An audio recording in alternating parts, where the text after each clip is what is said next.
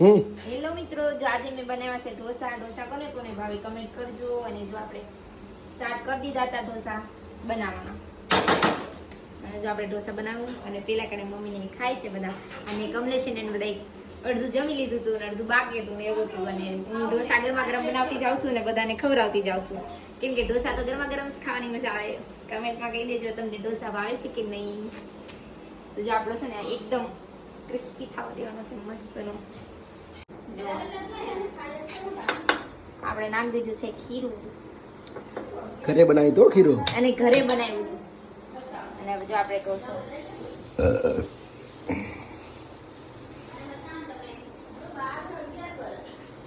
બનીને રેડી થઈ ગયો છે. અને હવે થોડોક એવો બાકી છે. ચાલો આપણે ઢોસો બનાવીએ.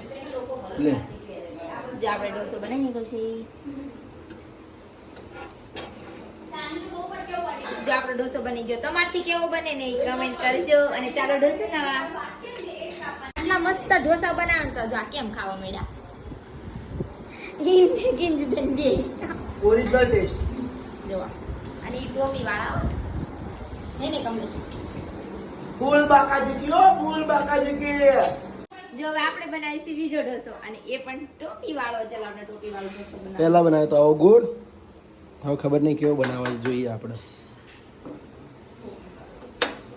તો જે આપણે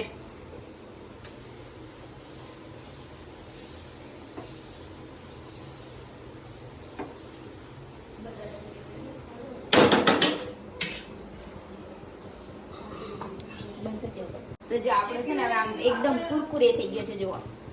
અને હવે આપણે છે ને ટોપી બનાવશું. કુરકુરે નહીં ક્રિસ્પી કહેવાય. Crispy Kurkure crispy.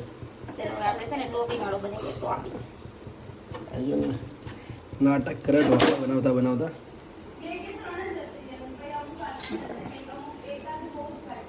આમાં ઢોસાના કારીગર આ.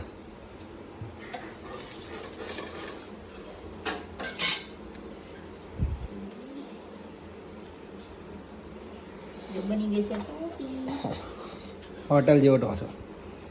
ચાલો ખાવા ઢોસા.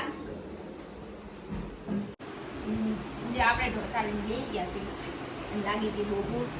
અને જો આપણે ટોપરાની ચટણી બનાવી હતી અને દાળ બનાવી હતી અને બનાવી હતી સુકી ભાજી. જો આમ ખાય છે અને બહુ મસ્ત બનાવશે એમ ટેસ્ટ બહુ મસ્ત છે. બધાને બહુ ભાવ્યા હતા. તમને મારો મિની બ્લોગ ગમ્યો હોય તો મારા વિડીયોને લાઈક શેર અને સબસ્ક્રાઈબ કરી દેજો. મળી નેક્સ્ટ વિડીયોમાં. Bye bye.